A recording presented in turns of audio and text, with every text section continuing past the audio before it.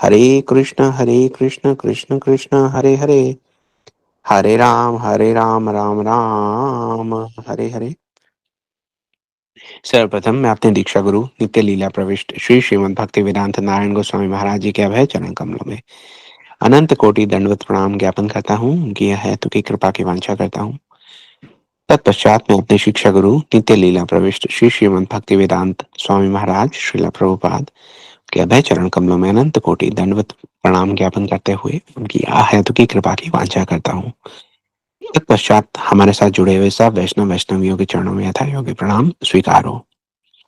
आप सब लोगों का बहुत बहुत स्वागत है राम कथा के इस सत्र में। जैसा कि कल हमने सुना कि राम कथा हमारी एक बहुत मार्मिक, अम, हृदय को एकदम द्रवित कर देने वाले पड़ाव पर आ पहुंची है। भारत और शत्रुघ्न जी के कई देश से निकल गए। जैसे ही उन्हें अपने हृदय में ये भान हुआ कि राम जी उन्हें बुला रहे हैं, दुस्वप्न तो उन्हें बड़े आ रहे थे, लेकिन आज उन्हें ऐसा लगा कि जो संदेशा आया है, इस संदेश में राजमोहर तो है अयोध्या की, हस्ताक्षर हैं गुरु वशिष्ठ के, लेकिन ये संदेश जो है ये उनके भैया राम का है। बस एक बार उनके हृदय में ये भान आना था, फिर तो उनको रोकने वाली कोई शक्ति इस ब्रह्मांड में नहीं थी। अभी तो बात ही कर रहे थे उनके नाना अश्वपति जी, इतने में ही दोनों भाई द्रुत गति से वहां से निकले, घोड़ों पर बैठे और किस प्रकार से वो दौड़ते दौड़ते जो है अयोध्या के अम, नगर में प्रवेश किया, ये हमने कल सुना। अब जब वो अयोध्या में प्रवेश कर रहे हैं तो वहां का थोड़ा सा हाल सुनिए। जब भगवान जहां पर नहीं होते वो जगह कैसी लगती है। सरयू के घाट आप ये समझिए इतने मनोहर हुआ करते थे, आज भरत जी को, शत्रुघ्न जी को वो शमशान के घाट लग रहे हैं। अयोध्या के आसपास के जो वन थे वहां पे हमेशा मंगल गीतों का गायन किया जाता था। ऋषि मुनि जो थे वो वहां पर रहते थे। आज वो देखते हैं कि वहां के वनों में कोई यज्ञ का धुआं ही नहीं दिख रहा, न वेदों का न श्रुतियों का कोई भी स्वर गुंजायमान वहां कोई है ही नहीं। कहीं कोई पुण्य गतिविधि दिखाई नहीं दे रही। नगर में प्रवेश जब वो कर रहे हैं तो अयोध्या इतनी वीरान, इतनी उजाड़ लग रही है। हम्म, आ, वहां के जो लोग हैं ऐसा लग रहा है कि काले कपड़े पहन के शोक मनाते हुए आ, वहां पर घूम रहे हैं। तो गोस्वामी तुलसीदास जी कहते हैं, एक निमेष वर्ष समझाई यही विधि भरत नगर नियर आई। एक एक निमेष, निमेष आप जानते हैं कि एक सेकंड का, आप ये समझिए पांचवा हिस्सा, उसे एक निमेष जाना जाएगा। एक निमेष बरस समझाई, एक एक निमेष भरत और शत्रुघ्न जी के लिए एक वर्ष के समान बीत रहा था। यही विधि भरत नगर नियर आई। इस प्रकार के समय को काटते हुए भरत जी जो है अयोध्या नगर के पास पहुंचे हैं। अस गुण होई नगर पैठारा, रठ ही कुंभाती कुलेत करारा। और जैसे उन्होंने देखा कि ये नगर तो सब प्रकार के अपशगुनों से भरा हुआ है। आज कौवे जो हैं वो बुरी जगह बैठकर आ, काय काय कर रहे हैं, है ना। ये सब जो है ये आ, अपशगुन है।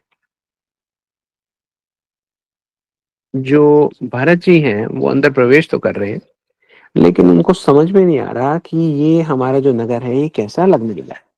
जो लोग हैं वो वहां के, एक पहले तो भरत जी को देखते नहीं है, संध्या होने लगी है, सूर्यास्त तो हो ही गया है लगभग। भरत जी को देखते हैं और दूसरी तरफ मुंह कर रहे हैं कुछ लोग। भरत जी को ये बात समझ में नहीं आ रही। आमतौर पर जब भी अयोध्या में प्रवेश किया जाता था, अयोध्या में तो जगह जगह हर गलियारे में मंदिर देवालय हुआ करते थे। आज किसी मंदिर में, किसी देवालय में कोई शंखनाद नहीं, कोई घंटी नहीं है। वायु जो है ऐसी मंद मंद सुगंध बहा करती थी, शीतल समीर। आज वायु भी गर्म हवा झुलसाने वाली लग रही है। ऐसा लग रहा है अयोध्या की प्राण वायु ही किसी ने खींच ली है। जिन घोड़ों पर सवार होकर भरत और शत्रुघ्न जी आ रहे हैं, अब क्योंकि नगर में प्रवेश कर चुके हैं तो उन्हें बहुत धीमा कर दिया गया है। भरत जी देख रहे हैं इधर उधर नागरिकों से कोई बातचीत का प्रयास करने का विचार उनके दिमाग में है कि भाई पूछे तो सही कि भाई सब ठीक ठाक तो है। पहले क्या होता था, भरत और शत्रुघ्न जी जब भी कभी जाते थे रथ पे, घोड़ों पर या पैदल, तो क्योंकि वो बहुत आप ये समझिए कि बहुत ही ज़्यादा अ, प्रेम से भरे हुए थे। तो प्रत्येक नागरिक से वो बातचीत करते थे कि भाई आप ठीक तो हैं? नगर में कोई समस्या तो नहीं है? आपका परिवार तो ठीक है? तो यहाँ पे नागरिकों से कोई बातचीत तो बहुत दूर की बात है। जो नागरिक हैं वो भरत और शत्रुघ्न जी को देखकर और उनमें भी विशेषकर भरत जी को देखकर उन्हें ऐसा लगता है कि आज तो शिष्टाचार की जो औपचारिकता है, उसमें भी उनको कठिनाई आ रही है। अगर किसी को ऐसा लगता है कि भरत जी उनकी ओर देख रहे हैं, तो वो चुपचाप प्रणाम करके सर झुका के दूसरी ओर निकल जाता है। उनको सब लोगों को ऐसा लग रहा है, उनको अगर कोई आम व्यक्ति अगर देखे तो उनको ऐसा लगेगा कि ये जो नगर के नागरिक हैं, वो ऐसा नहीं है कि भरत जी से केवल बातचीत करने से घबरा रहे हैं। ऐसा लग रहा है कि भरत जी की परछाई से भी भयभीत हो रहे हैं। गाय बैल जो है भरत जी को देखकर अश्रु गिराने लगे हैं। कौवे और चमगादड़ जो है कर्कश स्वर से उनके ऊपर मंडरा रहे हैं। भरत और शत्रुघ्न जी के तो आश्चर्य की कोई सीमा ही नहीं है कि ये क्या हो रहा है। हमें बुलाया गया, लेकिन आम तौर पर क्या होता था कि नगर में अगर कोई आ रहा है तो वहां पे अगर किसी के आने की सूचना नहीं भी है तो भी कुछ स्वागत कुछ सत्कार की व्यवस्था वैसे भी रहती थी कि क्या पता कि किस क्षण कोई विशिष्ट अतिथि आ जाए। तो आज कोई स्वागत नहीं, कोई सत्कार नहीं। सोचते हैं भरत जी कि कहाँ है वो उत्सव, कहाँ है वो आनंद, कहाँ है वो मंगल गान जो राजकुमारों के स्वागत के लिए आयोजित किया जाता था। उनको तो अब ऐसा लग रहा है कि अब ज्यादा दिन नहीं हुए उन्हें, 1 महीना भी हुआ हो शायद। 1 महीने के बाद आ रहे हैं, लेकिन अयोध्या में उनका आगमन ऐसा है जैसे युगों युगों के बाद किसी का आगमन हुआ हो और उसके घर वाले उसे ठीक से पहचान भी ना पाए। ऐसा लगता है कि कोई आया तो कोई अपरिचित अतिथि आ गया है। आए हैं अयोध्या में। अयोध्या की नगरी के बारे में आपको याद होगा कि ये कहा जाता था कि जो स्वर्ग की राजधानी है उसको भी टक्कर देती है अयोध्या। तो आज वही अयोध्या ऐसा लग रही है जैसे आग लगने के बाद काला कोला लिए जीवन रिक्त जैसे वन दिखता है। एक वन में अगर आग लग जाए तो उसमें कुछ जीवित तो बचेगा नहीं। जो पेड़ है वो जलकर काला कोला हो जाते हैं। तो आज पूरी की पूरी अयोध्या ऐसी लग रही है कि एक वन है जिसमें आग लग गई है। अब आग लगने के बाद वो काला कोयला जो है वो एक जीवन रिक्त वन को दर्शाता है। चारों ओर दावाग्नि ऐसा लगता है अपना रुद्र रूप दिखाकर अब सांस भरने को काले धुएं के पीछे छुप कर गई है। ये एक ऐसा अब अयोध्या नगर तो लग ही नहीं रहा, एक प्राणहीन वन लग रहा है भरत को शत्रुघ्न को, जिसमें बस कुछ समय कौवे इकट्ठे होकर काव काव कर रहे हैं। सियारों की आवाजें आ रही हैं। भरत जी अपना घोड़ा रोकते हैं, मुड़ मुड़ कर चारों तरफ देख रहे हैं कि सियारों की आवाज आ कहां से रही है। चेष्टा कर रहे हैं कि पता तो चले ये आवाज कहां से है। ऐसा प्रतीत होता है कि सब तरफ से ही ये अशुभ ध्वनियां जो हैं ये गुंजायमान हो रही हैं, सब तरफ से, और विशेषकर राजमहल की दिशा से। अब रास्ते में भी वो देखते हैं ना कोई दीपक है ना कोई मंगल कलश है। जगह जगह क्योंकि अंधेरा है ना इसलिए वो ठीक ठीक प्रकार से देख भी नहीं पा रहे। कई जगह ऐसा लगता है कि जैसे तोरण, बंदरवार, सूखे हुए पुष्पों की माला ये सब टंगी हुई है। लेकिन वो ध्यान से देखते हैं तो वो जो पुष्प हैं वो फ्रेश नहीं है, ताजे नहीं है। ऐसा लगता है कई दिनों पहले लगाए गए थे, उसके बाद उतारे ही नहीं गए। कुछ घरों के बाहर ऐसा लगता है रंगोली हुआ करती थी कुछ दिन पहले, लेकिन अब उस रंगोली के रंग उड़ गए हैं। ऐसा जान पड़ता है पूरे नगर में कि कोई उत्सव होने वाला था, लेकिन उत्सव की शुभ घड़ी के पहले ही कोई विनाश प्रवेश कर गया इस नगर में। तो ऐसे तो सारे वहां के लक्षण हैं। अब भरत शत्रुघ्न जी का हृदय है, तो अब आप सोच ही सकते हैं कि कैसे अनिष्ट की आशंका से घिरे जा रहा है। एक ही प्रश्न है कि सबसे पहले भेंट की जाए तो किससे की जाए। हम्म क्योंकि ये जो नगर है जहां पर स्वर सियार बोली प्रतिकूला, मुनि मुनि होई भरत मन सूला, श्री हत सर सरिता बन बागा, नगर विशेष भयावन लागा। इतना भयावन नगर लग रहा है। तो वो सोचते हैं कि हम कहाँ जाएं, हमें कौन बताएगा कि यहाँ हुआ तो क्या हुआ, किससे पूछे। खग मृग भय गए जाई न जोए, राम वियोग कुरोग विपोए, नगर नारी नर निपट दुखारी, मनु सपति सब संपति हारी। तो उनको तो पता नहीं कि राम जी चले गए हैं, लेकिन सब लोगों को देख के लग रहा है कि उनके प्राण चले गए हैं। प्राणों के वियोग में ये सारे नगर निवासी पशु पक्षी हाथी घोड़े ऐसे लग रहे हैं कि देखे ही नहीं जा रहे, इतने दुख में डूबे हुए हैं। ऐसा लगता है किसी व्यक्ति ने वृद्धावस्था में अपने पूरे जीवन की जो संचित की हुई संपत्ति थी वो हार गए हो। अब कहाँ जाए भरत जी? फिर ध्यान आता है भरत जी को, शत्रुघ्न जी को, कि जो संदेश आया था उस संदेश में निर्देश ये लिखा हुआ था कि आप अपने माता पिता के दर्शनों के लिए तुरंत आ जाइए। अब वैसे भी सूर्यास्त होने की बेला है, तो जो घोड़े हैं उनको कैकई जी के महल की ओर मोड़ दिया गया है। भरत जी ये सोचते हैं कि भाई राज दरबार तो अभी होगा नहीं क्योंकि सूर्यास्त हो गया है। सूर्यास्त के बाद अक्सर पिताजी जो है वो छोटी माँ से मिलने जाते हैं, यानी कि कैकई जी से मिलने जाते हैं। और जो भैया राम है उनको भी तो छोटी माँ से विशेष प्रेम है। तो छोटे भैया, सॉरी, राम और छोटे भैया लक्ष्मण, जहां राम वहां लक्ष्मण, तो ये दोनों छोटी माँ से मिलने के लिए गए होंगे, पिताजी भी वहां गए होंगे। तो चलिए हम पहले कैकई जी के महल में जाते हैं, क्योंकि संदेश में भी तो ये लिखा था ना कि आप जाकर अपने माता पिता के दर्शन कीजिए। तो माता के महल में पिता मिल जाएंगे और राम और लक्ष्मण वही होंगे, इसलिए हम और कहीं तो जा ही नहीं सकते। ये जो समाचार है कि भरत जी अब कैकई जी के महल की ओर जा रहे हैं, ये समाचार सबसे पहले प्राप्त होता है मंत्रा को। किस लिए? मंत्रा तो महल के अटारियों पे ऊपर चढ़ चढ़ के रोज छज्जे से झांक झांक के देखती है दूर, लोगों से पूछती है भरत आए कि नहीं आए। तो अब समाचार मिला भरत आए, बड़ा खुश भाग के गई माँ के गई के पास कि देख क्या समाचार लेके आई हूँ, उठ जा, तेरे सौभाग्य का उदय होने वाला है, तेरा पुत्र भरत आ रहा है। उनको ऐसी ऐसी बातें कह के उनका भी उत्साह थोड़ा सा बढ़ाया। थाली लेके आए आरती करने के लिए, उसको सजाने लगे।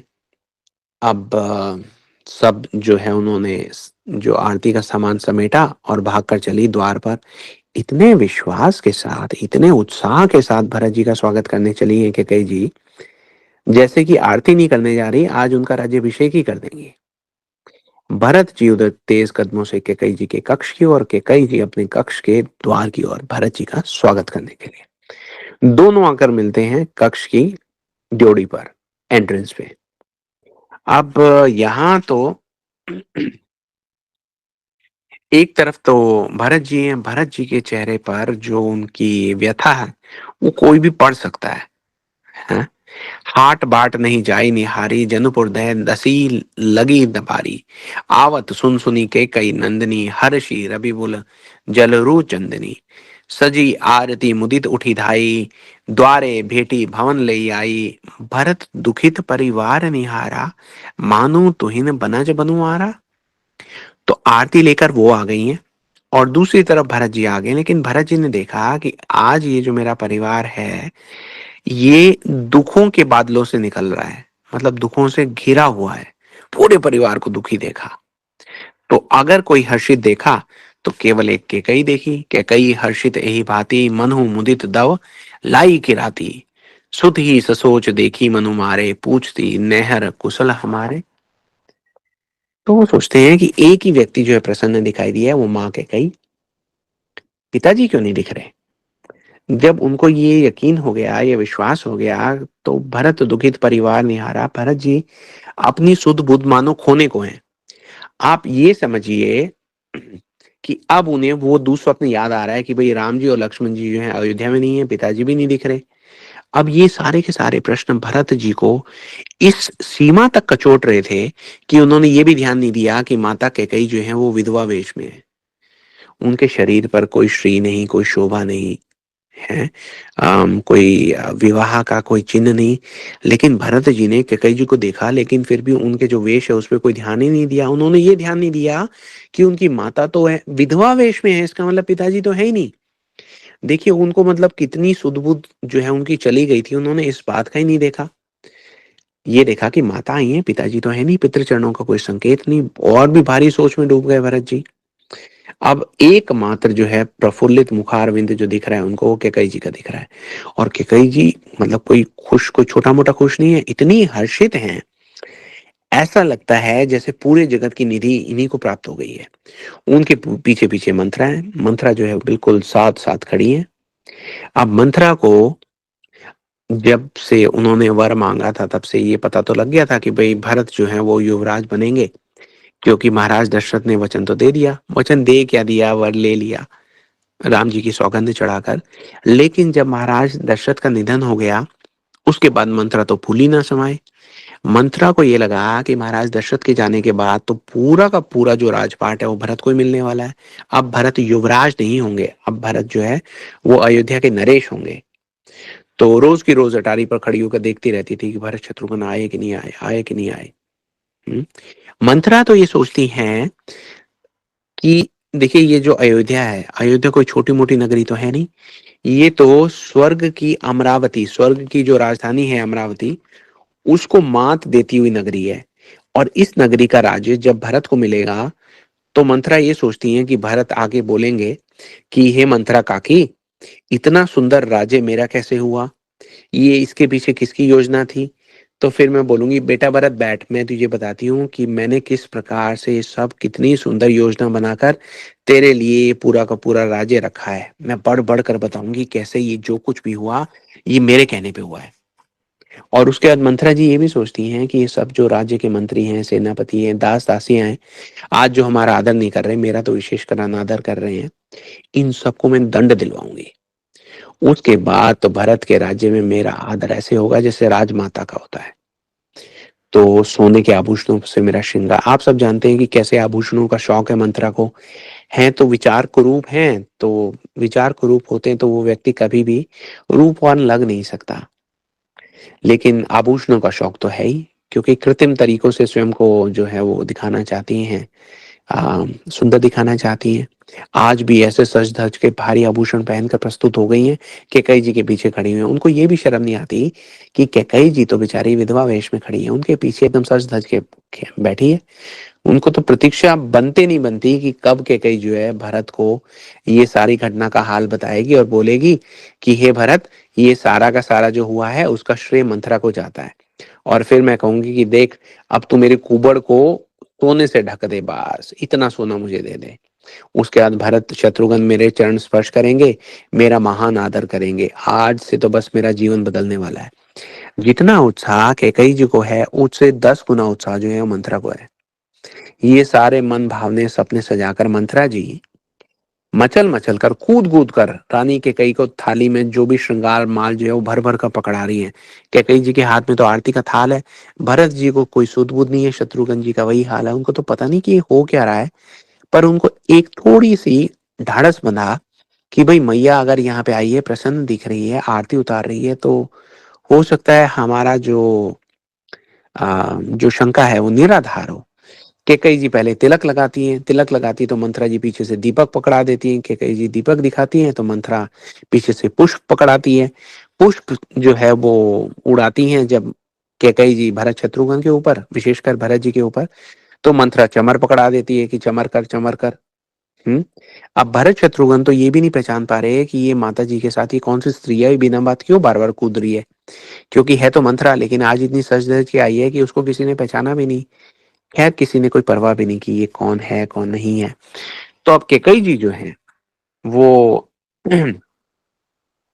पूछती हैं, वो ये कहती हैं कि क्योंकि कैकेयी जी तो हर्षित है, अगर कोई वहां चिंतित दिख रहा है तो वो है भरत जी।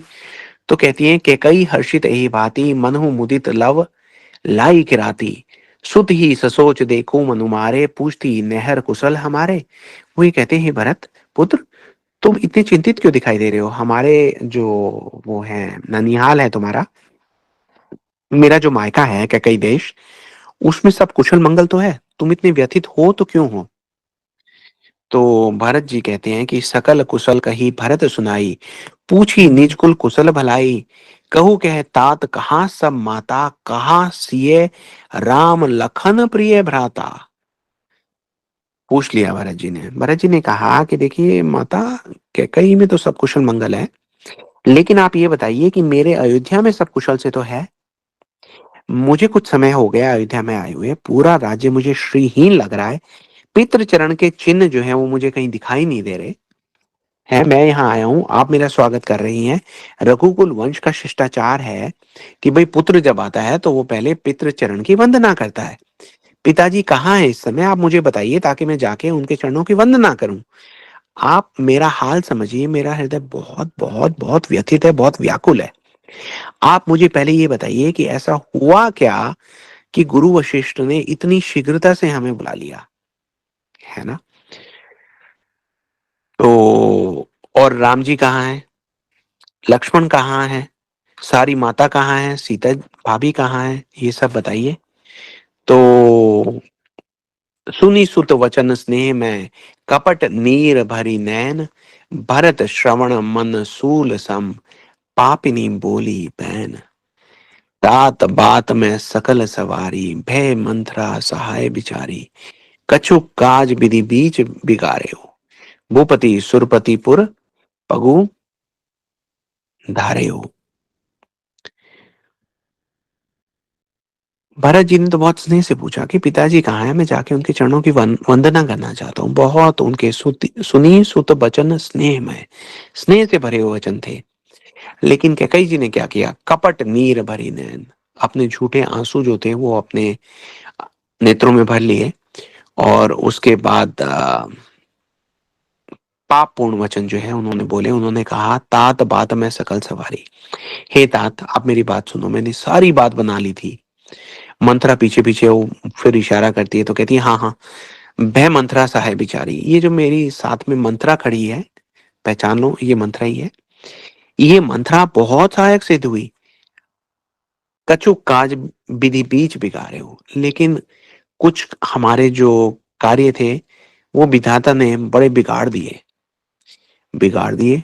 अब भरत जी सोचते हैं, बिगाड़ दिए, क्या हो गया? उनको लगा कोई विशेष बात नहीं है, इस भांति बोल रही है जैसे कोई खास बात नहीं है, तो क्या बिगाड़ दिए? कैकई जी कहती हैं, भूपति सुरपति पूर्व पगु धारे हो। महाराज दशरथ जो है परलोक सिधार गए, परलोक सिधार गए। महाराज दशरथ परलोक सिधार गए। भरत जी एकदम मूक, शत्रुघ्न को देखा। कल भी हमने देखा था कि भरत जी और शत्रुघ्न जी के जो विचार हैं, ऐसा तारतम्य है दोनों का एक दूसरे से, एक दूसरे के मन की बात जानते हैं। एक दूसरे को कंठ से लगा लिया, दोनों भाई गले लगकर तात तात हाय तात पुकारी। हम्म। सुनो भरत भय बिसद विषादा, जनऊ सहमयो करे केरी नादा, तात तात हा तात पुकारी, परे भूरी तल व्याकुल भारी। दोनों भाई जो हैं बेहाल हो गए, बोले पिताजी चले गए। हे तात हा तात पुकारते हुए व्याकुल होकर दोनों भाई जो है जमीन पर गिर पड़े। हम्म। अब पिताजी का जो आ, विचार है बड़ा उनको व्यथित कर रहा है। भरत जी को, शत्रुघ्न जी को ध्यान आ रहा है।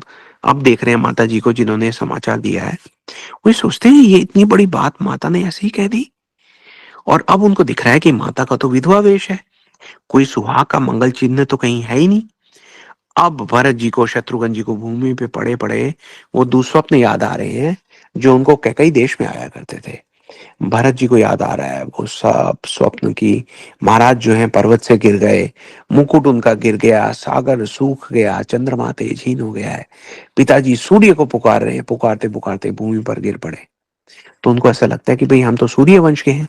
पिताजी ने अपने वंश को पुकारा, वंश को पुकारा मतलब अपने पुत्रों को पुकारा। इसका मतलब कोई भी पुत्र पिताजी के पुकारने पर नहीं आया। भरत जी ये सोचते हैं, मैं नहीं था, शत्रुघ्न मेरे साथ था, राम और लक्ष्मण तो यहाँ पे थे। हैं? तो फिर पिताजी को, उनको याद आया कि स्वप्न था कि काले वस्त्र पहनकर तेल से भरे हुए सरोवर में प्रवेश किया दक्षिण की ओर, और फिर वहां से निकले ही नहीं। हम्म?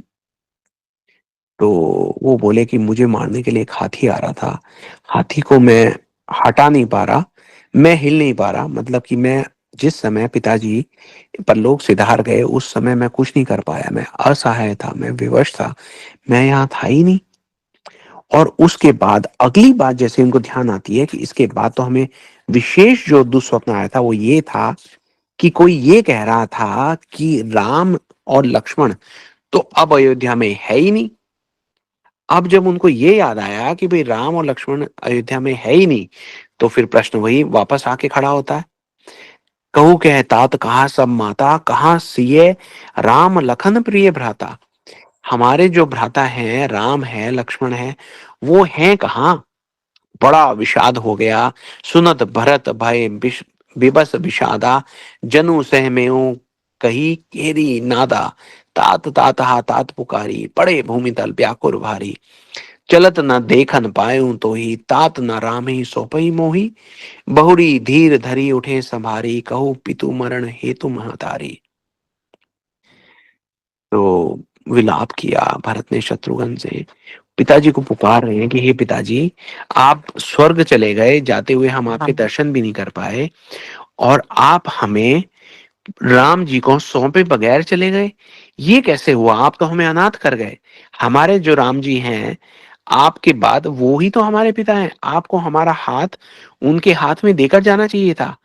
मतलब अगर हमारा हाथ राम जी की शरण में हम नहीं है तो हम अनाथ हैं। हम्म।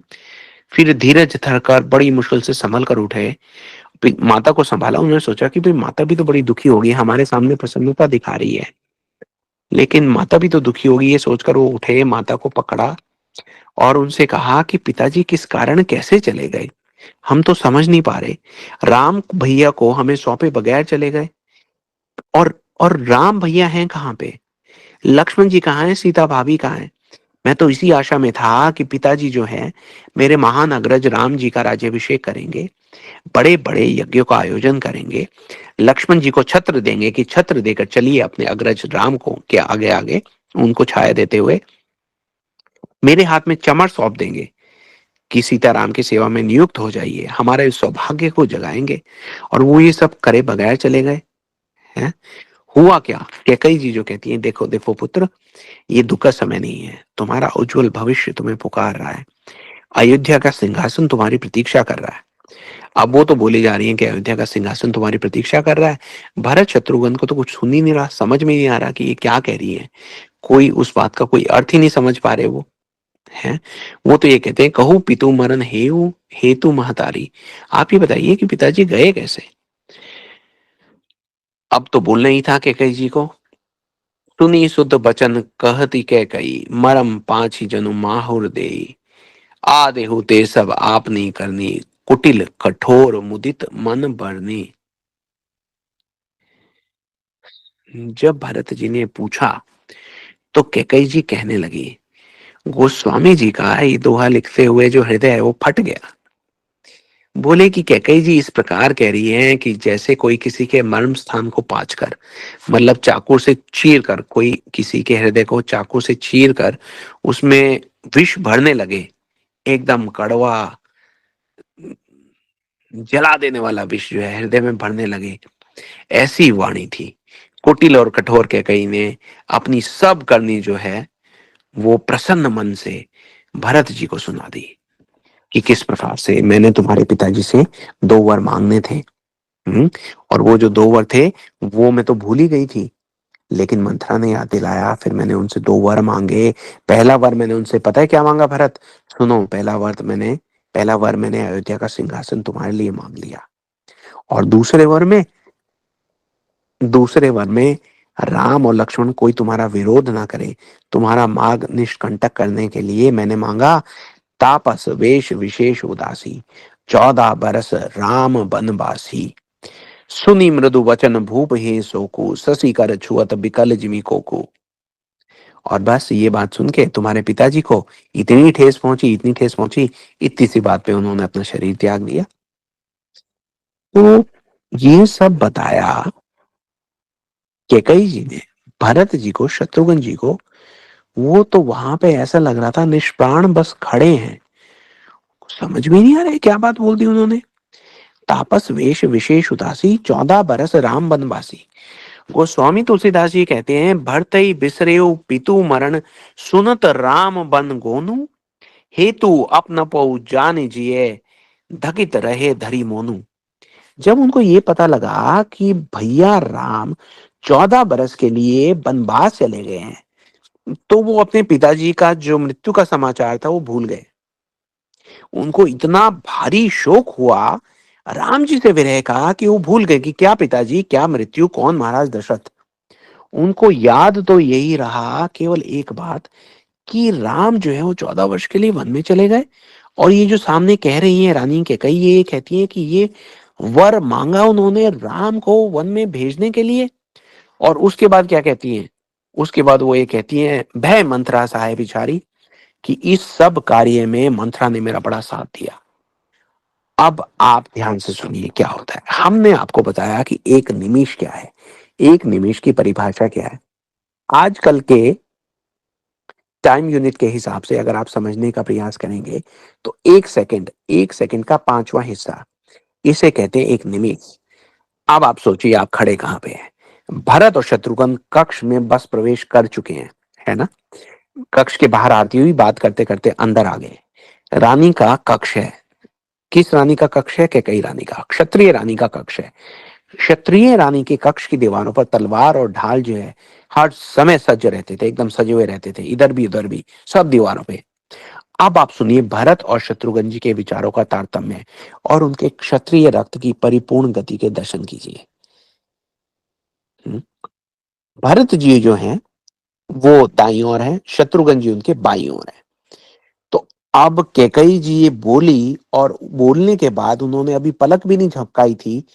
इस झपकने से पहले आप ये समझिए तीनों लोगों को गुंजा देने वाली एक ऐसी भयंकर टंकार होती है।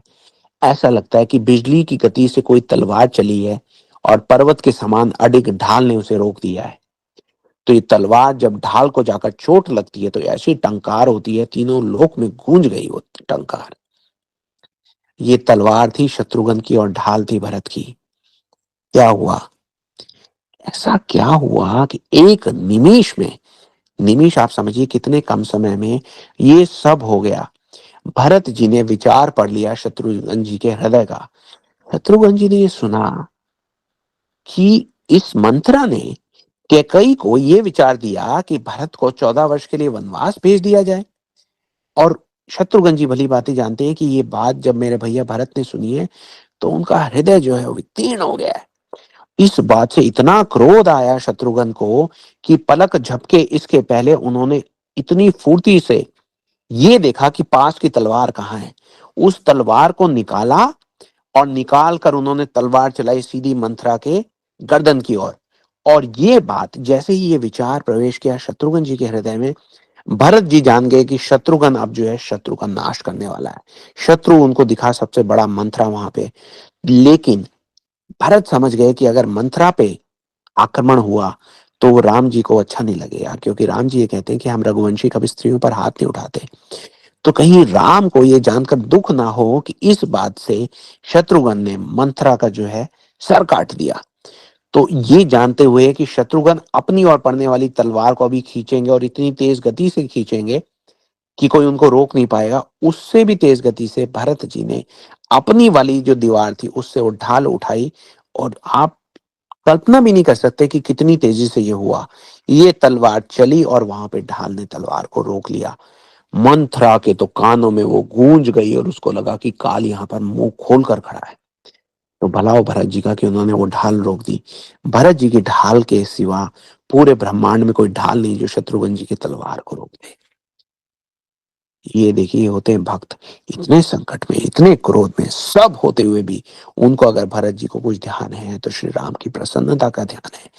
कि राम जो है उनको जब पता लगेगा कि सूर्यवंशियों ने एक स्त्री के ऊपर वार किया है तो उनको दुख होगा। मंथरा की मृत्यु का कोई दुख नहीं है, लेकिन कहीं राम जी को ये जानकर दुख ना हो, इसलिए उन्होंने शत्रुघ्न जी को रोक दिया। शत्रुघ्न जी भी जानते कि भरत जी मुझे रोक सकते हैं, इसके पहले कि वो रोक लें मंथरा का सर में धड़ से अलग कर दूं। जी बड़ी विकट परिस्थिति आज जो है अपना पूरा विराट रूप लेकर कैकई जी के कक्ष में प्रस्तुत है। आज इसके आप दर्शन कर रहे हैं। ये परिस्थिति अब कहाँ जाएगी, ये सुनने के लिए हम आपको आमंत्रित करते हैं कि आप कल की कथा में हमारे साथ जुड़िएगा। बहुत सुंदर कथा है, बहुत हृदय को द्रवित करने वाली कथा है, जैसा हम आपको कहते हैं।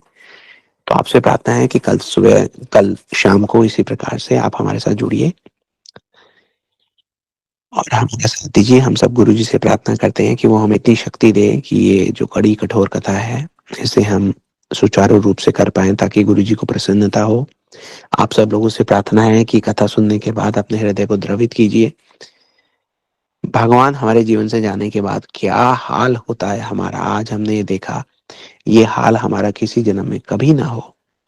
यही प्रार्थना हमारे हृदय में सदा सदा के लिए जीवित रहे, जागृत रहे। आप सब लोगों का बहुत बहुत धन्यवाद। आप यहाँ पे आए, आपने अपना बहुमूल्य समय दिया।